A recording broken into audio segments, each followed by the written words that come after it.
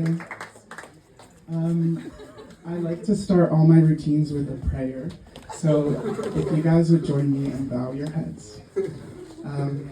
Dear God, thank you for gathering such a beautiful and intelligent crowd tonight on the Spree River in Berlin. And if in your infinite wisdom the boat should sink, please help me reach the exit faster. Don't get me wrong, they seem like great people.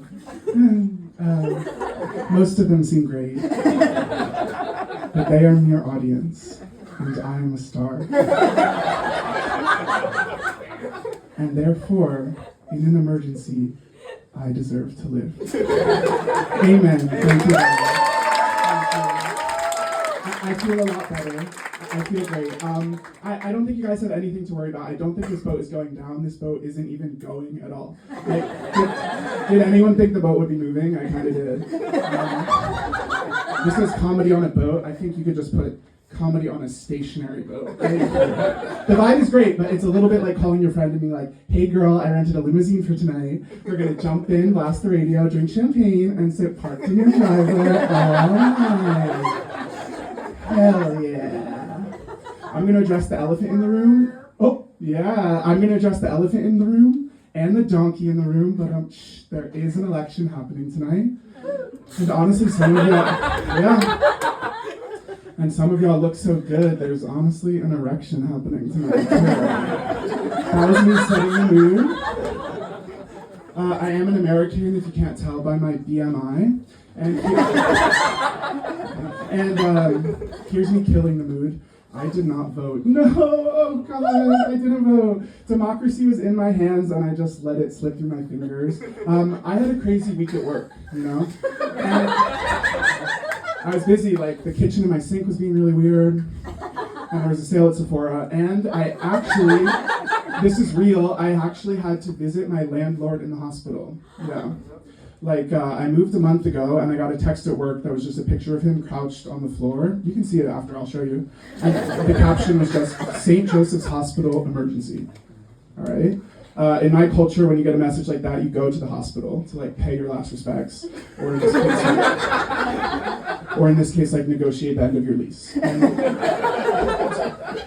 So I went to the hospital, it went something like this. Hey, how are you? Oh, you're in pain? Oh no. Well, I brought you these flowers. And also the sink in the kitchen is being really weird. So if you could call someone about that, maybe it'll take your mind off things. Okay, I'm gonna go, but I'm also gonna be late on the rent this month. But you know, there's more important things than money, as I'm sure you're starting to consider. Yeah.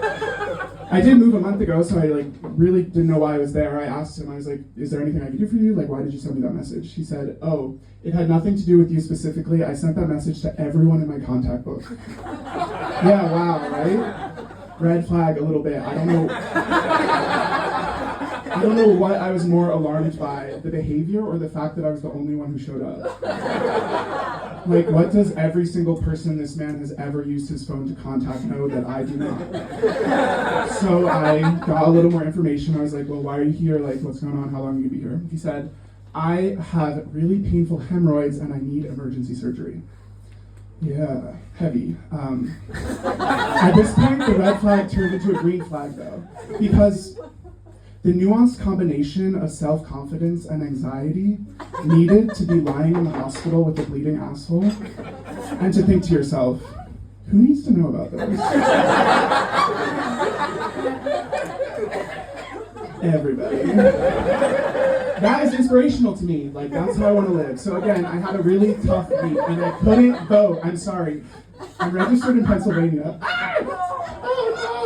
I'm gonna walk the plank, I'm sorry. I just couldn't decide. Like, I think they're both so great. I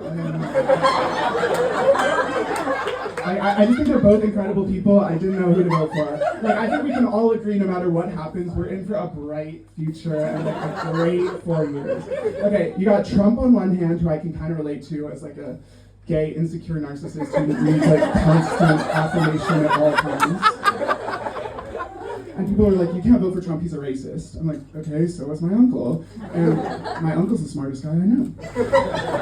And then he's like, Trump's a pervert, like he wants to fuck his daughter, he thinks Ivanka is sexy. And I'm like, that's also not that weird to me. Like, I think the only thing worse than your dad thinking you're sexy is like your dad thinking you're like ugly and unfuckable. Like, imagine how Tiffany feels, right? Trump is always like, oh, Ivanka, she's so sexy, she's so smart. And Tiffany's hilarious. Like, and then you got Kamala, who's like one of the most brilliant minds I've ever encountered. Like, people will talk to her and they'll be like, you know, there's reports that your staff finds you really hard to work with. What do you think about teamwork?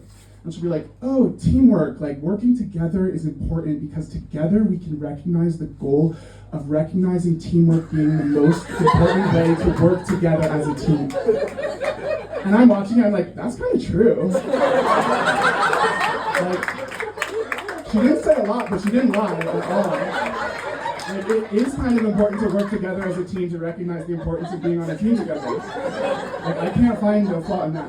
But I don't want you guys to think I'm a bad person, okay? Because I'm really not. Like, sometimes I think I'm a bad person, and when I get really down on myself, I just get on the U8 during rush hour. And I wait until an old lady gets on the train, and I get up and I give her my seat. And then I look at everyone who's still sitting, and I kind of go, wow. Are you guys tired? Don't worry about it. I'll get up. Sometimes the old lady won't sit down. She'll be like, Nein, danke, ich fahre nur an eine Haltestelle. And I have to be like, sit your ass down, ma'am. I got up, and now you're not going to make me look like a fool in front of everybody. Sit down.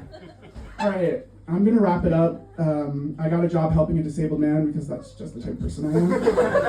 And I like help him get into his wheelchair, and I help him use the bathroom, but I also bring him to events in Berlin. So I got 2 tickets to a concert at the Uber Arena, and I called him. I was like, hey, I have a surprise for you. You might want to be sitting down for this. And he was like, okay, I am. And I was like, I got us tickets to see Nicki Minaj. Yeah, we're fucking going. And he was like, I can't really stand Nicki Minaj. I was like, you can't really stand at all. We're going. And he was a little nervous, but at one point he like leaves and he like zoots off in his wheelchair, and then he comes back and he's like really excited, and I don't know why. And I'm like, all right, Nicki Minaj is finally connected to him. He's really feeling the lyrics, like incredible tour.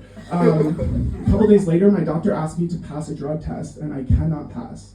But perk of my job, I get unlimited access to my boss's urine. Okay, so I stole his urine and I brought it to the doctor. Guys, tell me why his urine tested positive for crack cocaine. Okay, that's in my set. Thank you very much. Let's hear it for Keep it going, keep it going, keep it going, keep it going, There we go. All right, you guys. We've got 2 more acts lined up for you in the show. I'm going to bring on the